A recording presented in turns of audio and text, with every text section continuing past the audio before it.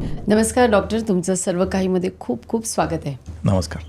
तर डॉक्टर, हल्ली ना अशा बऱ्याच आपण केसेस बघतो की पेशंट्स म्हणतात की डोकं दुखते, चक्कर आली, थोडं सुन्न झालं किंवा असं एकदम तोल गेल्यासारखं होतं वगैरे असं. आणि असं वाटतं की ॲसिडिटी झाली असेल किंवा थोडंसं ब्लड प्रेशर वाढलं असेल किंवा स्ट्रेस झाला असेल वगैरे. तर अशी कुठली 3 लक्षणं आहेत की ज्याच्याकडे तुम्ही दुर्लक्ष करता कामा नये? तर मला वाटतं स्ट्रोकच्याच बाबतीत बोलायचं झालं तर एक 3 ते 4 लक्षणं मी सांगतो ज्याच्याकडे दुर्लक्ष करून बिलकुल चालणार नाही. आमच्या ह्याच्यात एक बी फास्ट म्हणून एक शॉर्ट फॉर्म आहे, ॲक्रोनिम आहे. तर B for balance, E for eyes म्हणजे डोळ्याचा तिरळेपणा किंवा एका बाजूला कमी दिसणे, एफ म्हणजे फेस, बोलता बोलता चेहरा वाकडा होणे, ए म्हणजे आर्म म्हणजे हातामध्ये विकनेस येणे किंवा हातात मुंग्या भरून येणे किंवा हाताची डेक्स्टेरिटी किंवा स्मूथनेस कमी होणे, एस म्हणजे स्पीच, बोलताना जीभ अडखळायला लागणे, आणि टी म्हणजे टाईम. तरी पहिली 4 लक्षणं आहेत आणि टी का जोडलं आहे तर इथे वेळ अतिशय महत्त्वाची असते.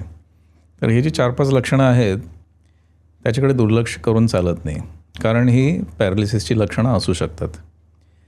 आता प्रत्येक वेळेला तोंड वाकडं झालं तर तो पॅरालिसिसचा स्ट्रोक असू शकतो का? तर नाही. पण बेटर सेफ दॅन सॉरी. असं लक्षात ठेवता येईल मला वाटतं की शरीरामध्ये एका बाजूला कुठलंही लक्षण आलं आणि ते अचानक आलं तर it should be considered A stroke unless proved otherwise. म्हणजे अचानक कुठलं तरी यातली जर लक्षण दिसलं बरोबर, तर आपल्याला त्याच्याकडे दुर्लक्ष करता येणार नाही. तर तुमची जवळजवळ 15-20 वर्ष जास्तच प्रॅक्टिस आहे याच्यामध्ये.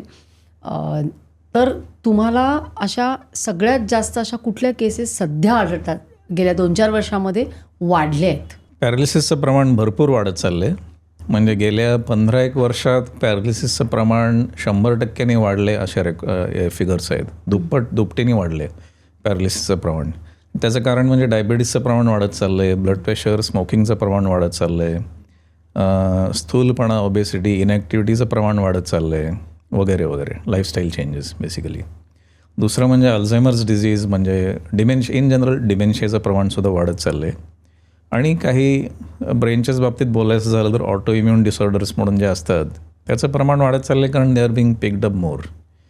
पण आय थिंक स्ट्रोकचं इन्सिडन्स पाहिला तर बाकी they are much less than stroke. In fact स्ट्रोकच्या बाबतीत असं म्हणतात की साधारण वर्षाला फक्त भारतामध्ये साधारण 18 ते 20 लाख नवीन स्ट्रोकचे पेशंट्स तयार होतात. म्हणजे 18 ते 20 लाख लोकांना स्ट्रोक होतो. असं म्हणतात की दर 4 मिनिटाला एक स्ट्रोक होतो, 40 सेकंदाला एक स्ट्रोक होतो आहे भारतात. 1 in 5 पर पीपल, म्हणजे आता आपण या रूममध्ये 5 जण आहोत, त्यातल्या एकाला स्ट्रोक होऊ शकतो. तर 1 in 5 people can get a stroke in their life time. It is so in common. Their life time. तुम्ही कुठल्याही मोठ्या हॉस्पिटलमध्ये गेलात तर इनफॅक्ट हार्ट अटॅकपेक्षाही स्ट्रोकचे पेशंट्स, पॅरालिसिसचे पेशंट तुम्हाला ICUत जास्त दिसतील, इक्वल किंवा इवन इन सम केसेस मोर. तर स्ट्रोकचं प्रमाण मी म्हणल्याप्रमाणे दुपटीने वाढले गेल्या 10-15 वर्षात.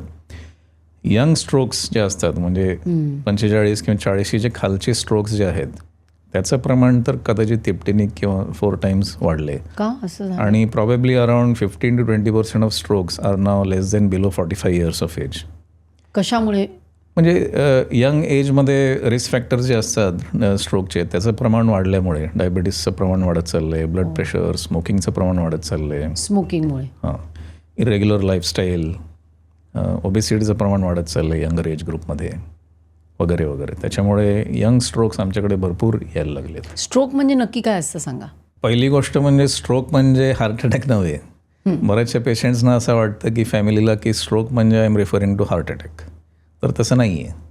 स्ट्रोक हा शब्द फक्त पॅरालिसिसच्या अटॅकला वापरला गेला पाहिजे आणि सायंटिफिकली वापरला जायला पाहिजे. स्ट्रोक म्हणजे पॅरालिसिस. स्ट्रोक म्हणजे पॅरालिसिस किंवा त्याला लकवा म्हणतात किंवा पक्षाघात म्हणतात, ही त्याची वेगवेगळी नावं आहेत.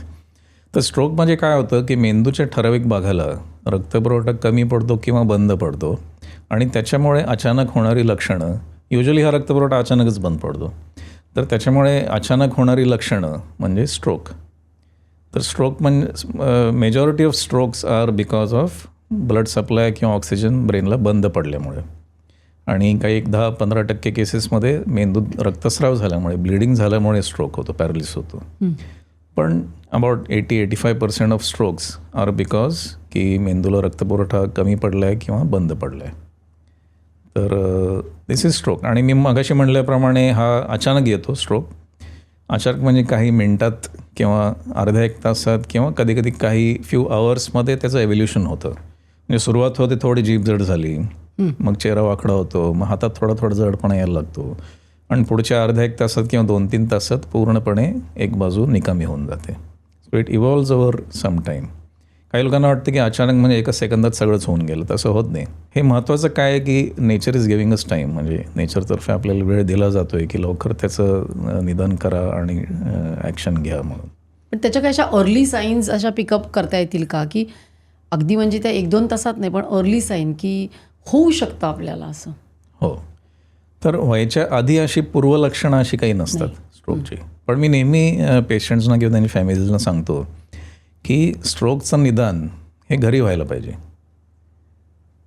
मी असं का म्हणतो आहे, कारण if you consider heart attack, हार्टशी मी का कम्पेअर करतो आहे, कारण हार्ट अटॅकसुद्धा हार्टला ब्लड सप्लाय कमी पडल्यामुळे येतो हार्ट अटॅक बेसिकली.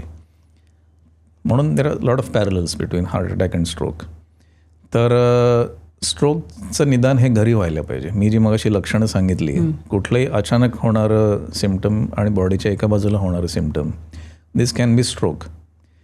तर हे घरी ॲज अर्ली ॲज पॉसिबल का निदान त्याचं व्हायला पाहिजे. आता हार्ट अटॅकचं निदान मोस्ट ऑफ द टाइम्स घरी होतं. पेशंटला एकदम घाम फुटला, छातीत दुखायला लागलं आणि तर I think 90% of the time फॅमिलीला कळून जातं की हार्टचा काहीतरी प्रॉब्लेम आहे, चला पेशंटला उचलून हॉस्पिटलला न्या स्वतःच्या गाडीत किंवा रिक्षामध्ये.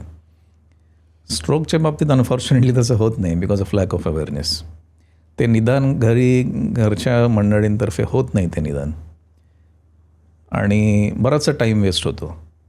म्हणजे काही तास तर असेच निघून जातात की बाबा काहीतरी विकनेस आहे, निघून जाईल वगैरे, किंवा झोप कमी असल्यामुळे झालं असेल, किंवा शुगर कमी झाल्यामुळे झालं असेल, ह्यांना लो बीपीचा त्रासच आहे, हे नेहमीच होतं तसं वगैरे वगैरे, किंवा काल रात्री भांडण झालं आहे कोणाशी तरी त्याच्यामुळे असं होत असेल वगैरे वगैरे.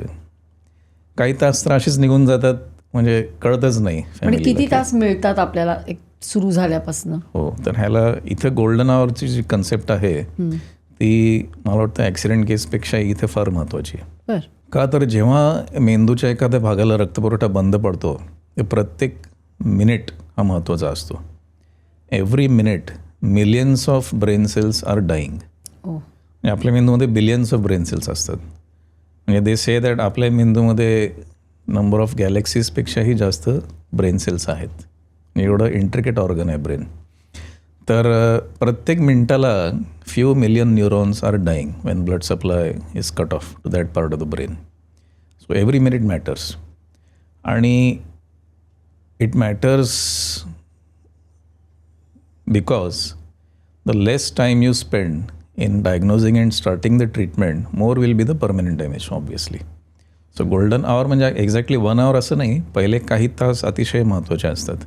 त्या पहिल्या काही तासामध्ये काही ठराविक ट्रीटमेंट्स आहेत ज्या चालू केल्यामुळे स्ट्रोक कॅन बी रिव्हर्स्ड ऑल्सो. अच्छा. युजली आता एज ओल्ड अशी बिलीफ, इवन आम्ही स्टुडंट असताना स्ट्रोक म्हणलं की कुठलं तरी सरकारी हॉस्पिटलमध्ये स्पेशली कॉर्नरचं बेड द्यायचं, काहीतरी दिवसातून एकदा बघायचं, कारण तेव्हा आम्हाला माहीत असायचं की फारसं करण्यासारखं नाही आहे. So stroke patient use to be the most neglected patients because there was no emergency treatment, there was no definitive treatment. ॲस्प्रिनची गोळी, नर्सिंग केअर, बस एवढंच असायचं. आता सायन्स टेक्नॉलॉजी फार पुढे गेली आहे. So patient, if the family diagnoses the problem at home, आता हे फार महत्त्वाचं आहे. ही क्लिप जर तुम्हाला आवडली असेल तर संपूर्ण पॉडकास्ट बघण्यासाठी सर्व काही पॉडकास्ट चॅनलला भेट द्या आणि सर्व काही प्लसला सबस्क्राईब करायला विसरू नका.